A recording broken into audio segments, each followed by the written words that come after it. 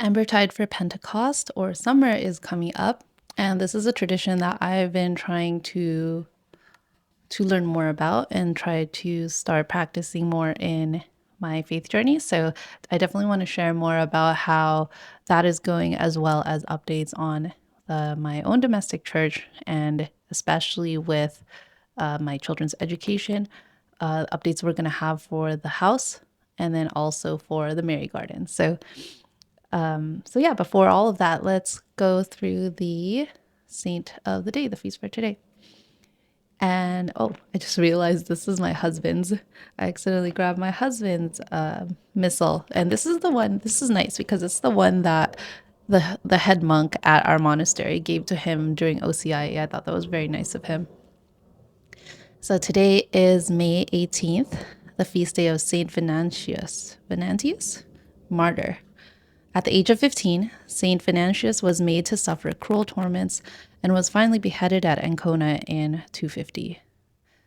All the angels and saints, please pray for us.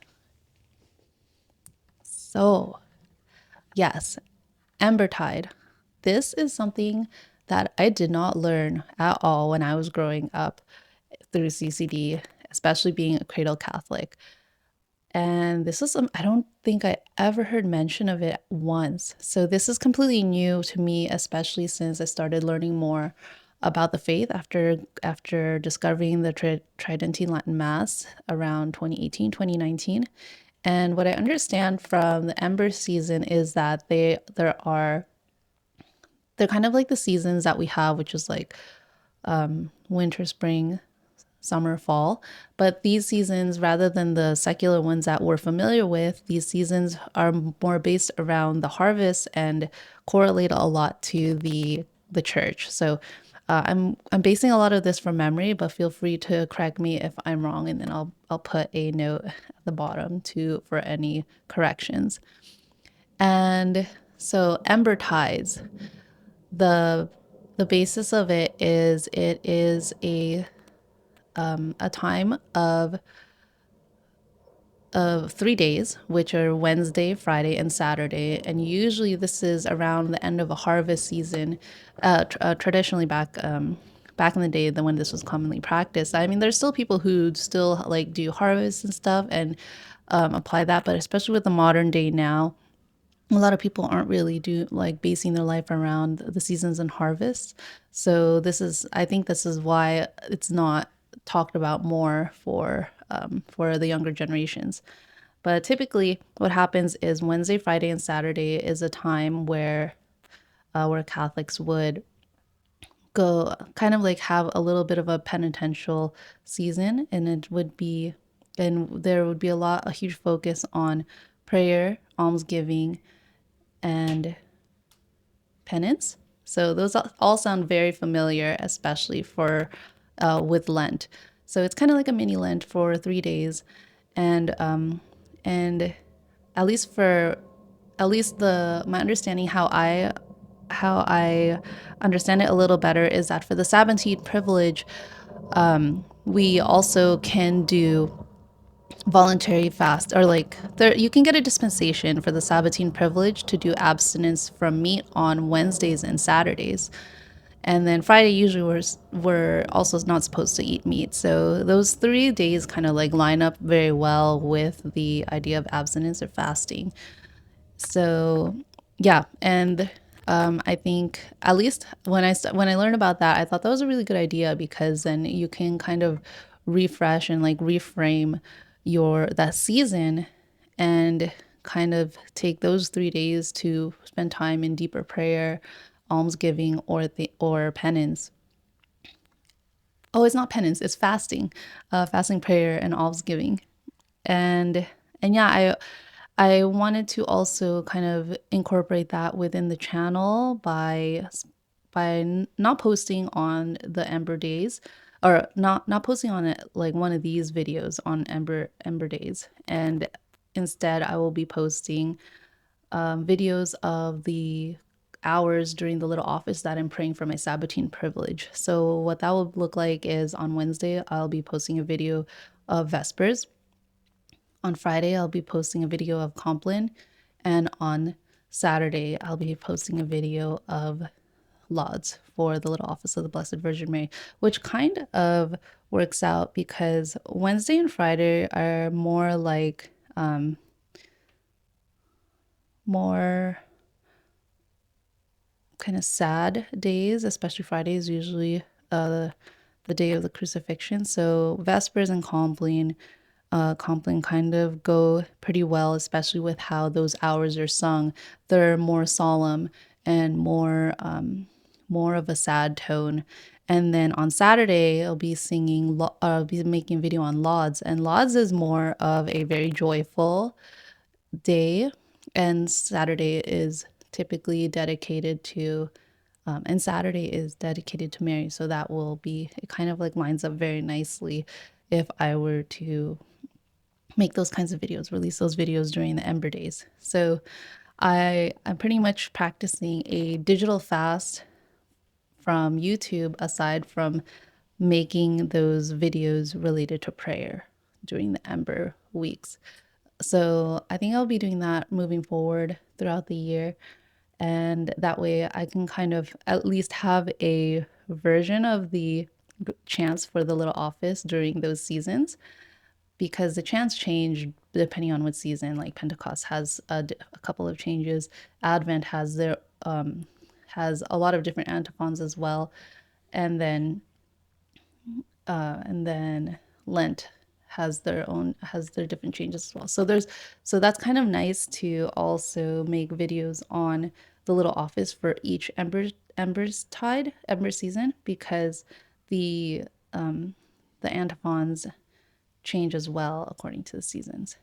So during the weeks of Embertide, you'll definitely be seeing this channel sanctifying that week towards prayer.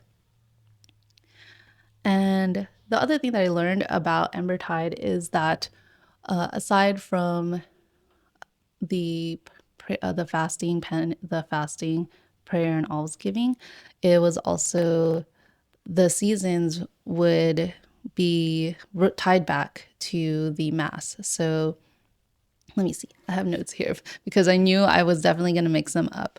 So we're going into Pentecost, which is summer season, and what comes out of the summer harvest is usually wheat, and wheat ends up becoming the bread or the host that we receive in the Eucharist. So I thought that was really beautiful how it ties back into the church.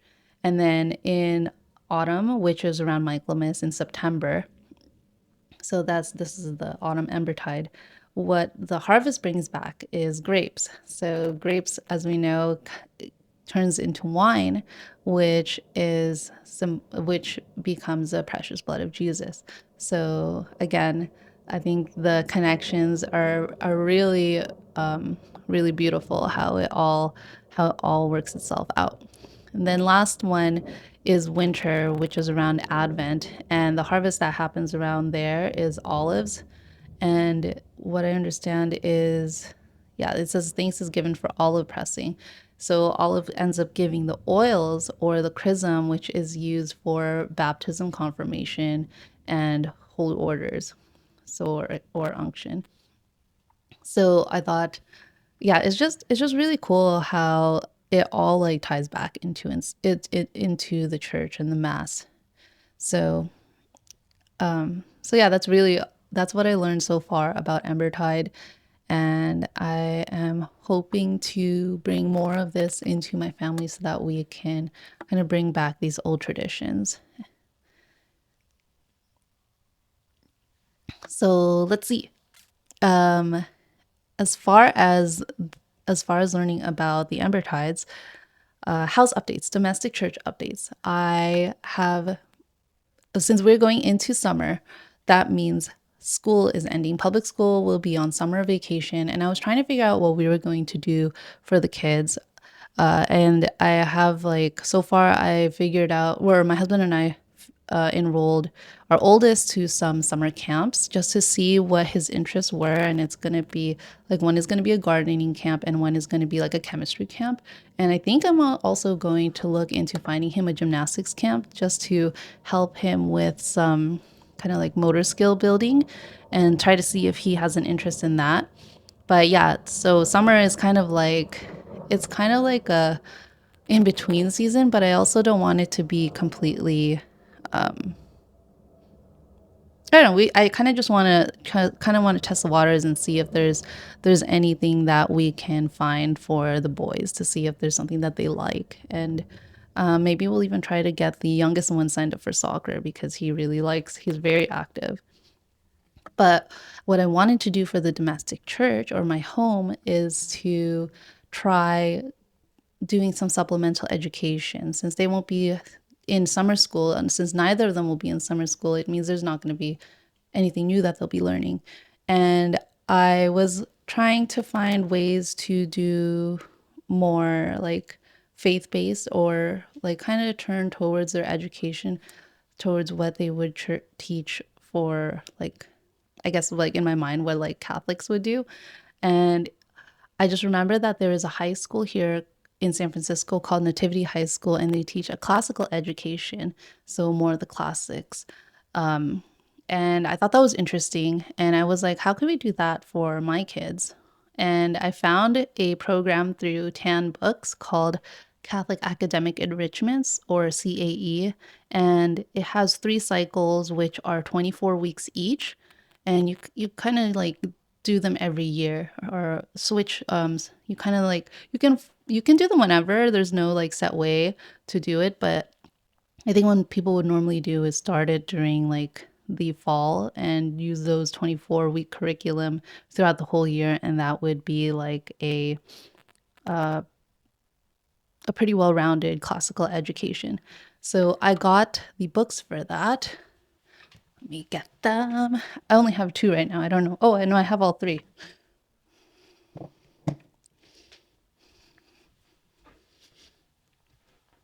So I got them. I thought they were going to be bigger, but these are the 3 books. And they pretty much every week just has a couple subjects, 7 subjects, and they are Latin, faith fact, math, English grammar, geography, history, and timeline. So it looks pretty reasonable. I thought it was nice, small, bite-sized information that the kids could learn. So what I decided to do was I put up these little poster hangers in the kitchen, and for every single subject printed out that subject on a sheet of paper, letter paper, on a sheet of paper, and posted it up. And I'll be switching them out like every other week, because it's only 24 weeks. And I was like, oh, that means I could kind of leave them up for 2 weeks at a time, and that will be 48 weeks. So, I mean, a year is like 52 weeks. So that kind of is nice in that I can expose the children to a little bit of a classical education, supplemental education, and have this mostly all of these discussions during mealtime or snack time. And I was thinking, oh, maybe like 3 o'clock afternoon tea for the holy hour, and spend time with my kids, talking, like letting them just point out to one of the posters, and like just engage in conversation with them. So that is my plan, to just try to test out the waters with the Catholic Academic Enrichment Program. And this is from Tan Books.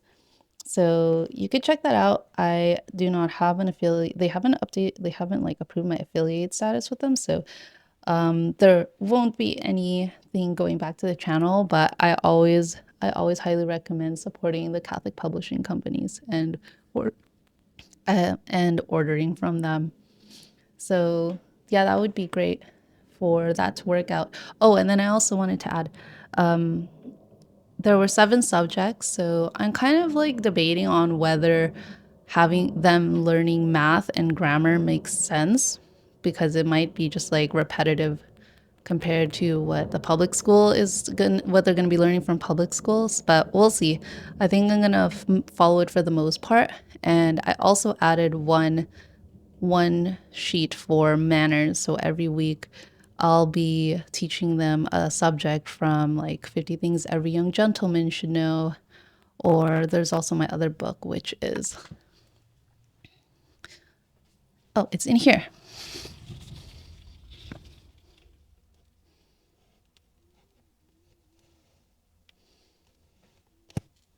I had it somewhere. I'm not sure where it went.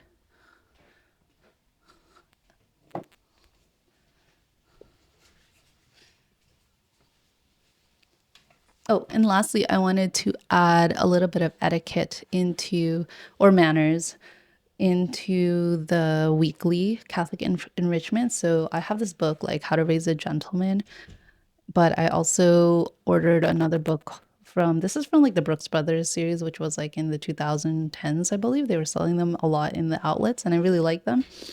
But I also have the 50 things every young gentleman should know, because I had the girl version, the lady version.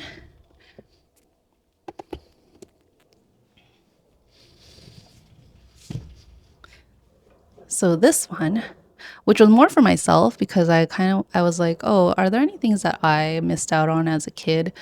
So I got this one, but I think I also realized that there was one for the boys, so I ended up getting that for them.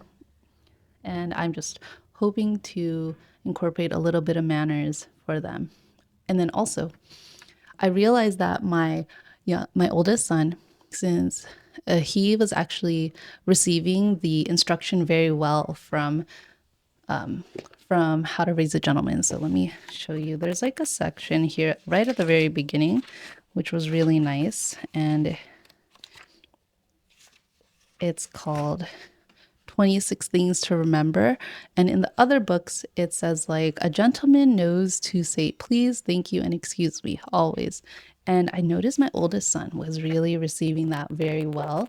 So, and he was really interested in it. And I think it's because it like clearly lays out the social expectation and is very straightforward. So I feel like his brain was like, it clicked very well for him. So I was really happy that had he had a good response to that. So I'm I'm hoping that this will be a good way to teach the manners on top of like a little bit of classical education. And then let's see, the domestic church.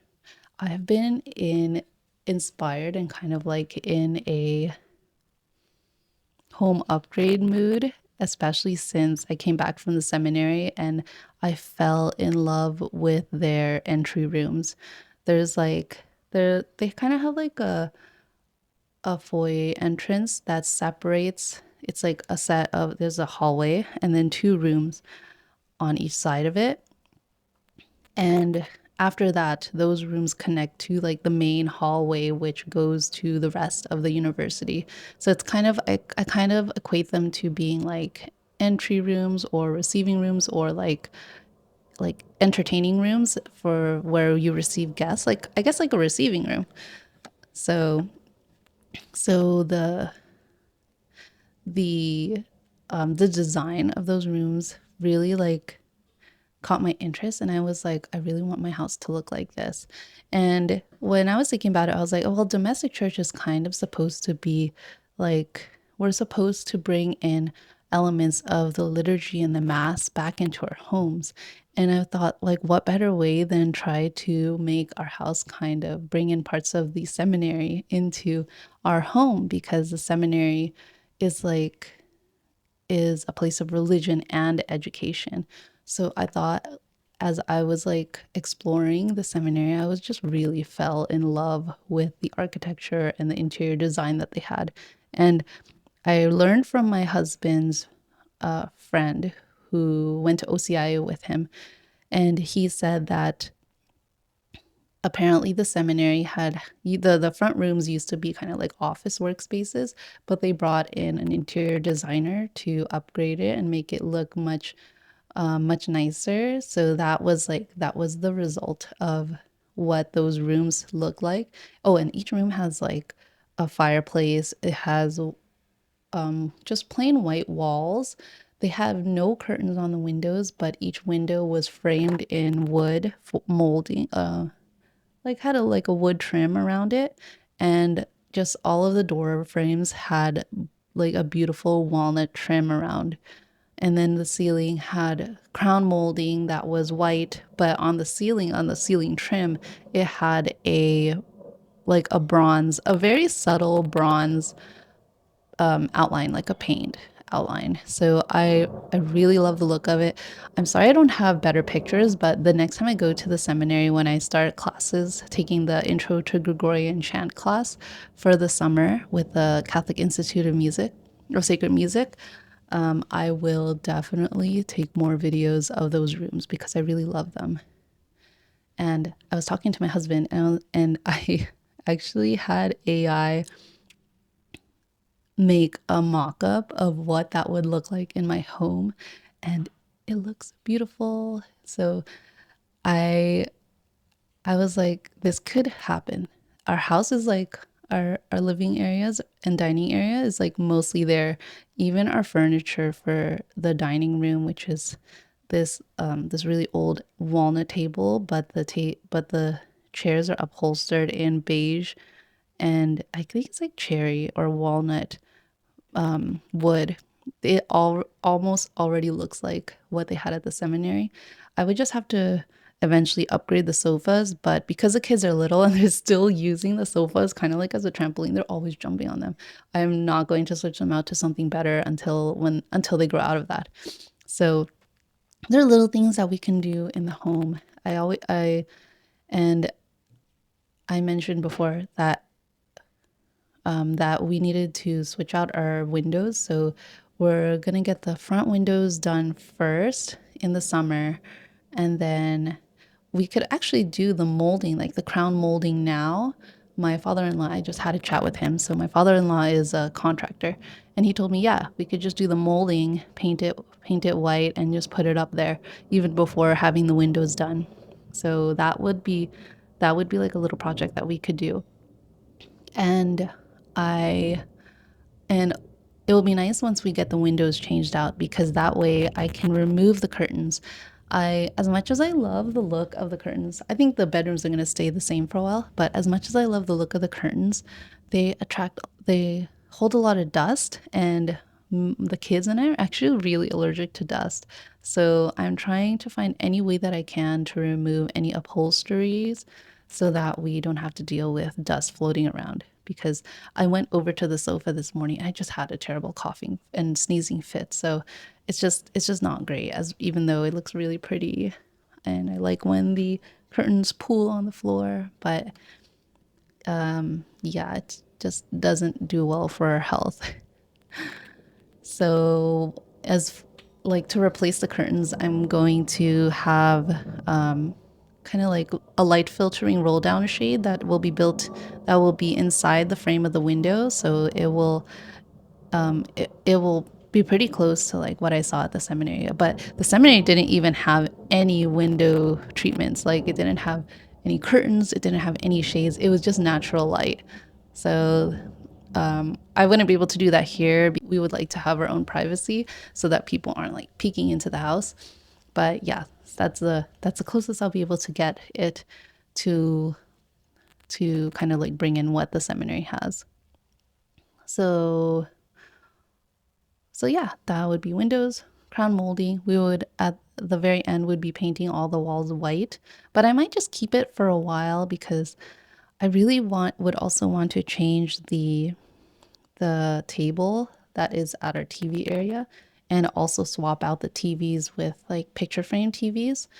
But at least for the main TV, I would want a nicer quality TV because my husband really likes watching movies and playing video games. So it would be nice if there's like a picture frame TV that would be like that good. But so far, I don't think a lot of the picture frame TVs uh, before when it was like when they started coming out that they were good, like really good for movies and gaming. But we'll see.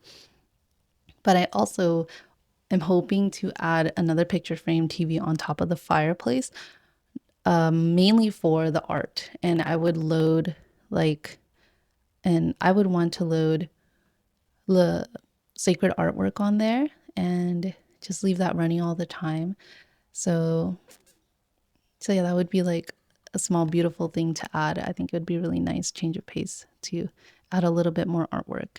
And I guess lastly, as far as religious things, I wanted to add more statues, and there is a set of statues on Amazon that would match the holy water font that my kids bought for my husband for when my husband converted to the faith.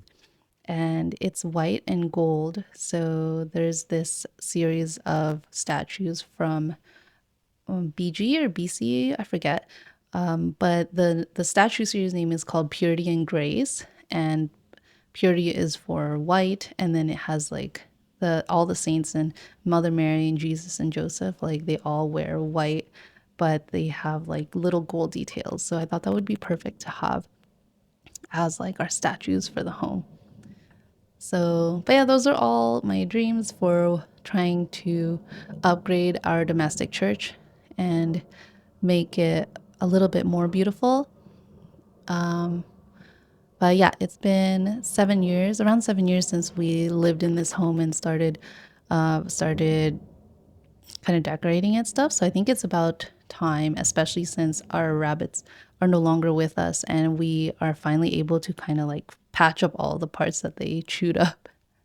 So so yeah, I'm excited about that. And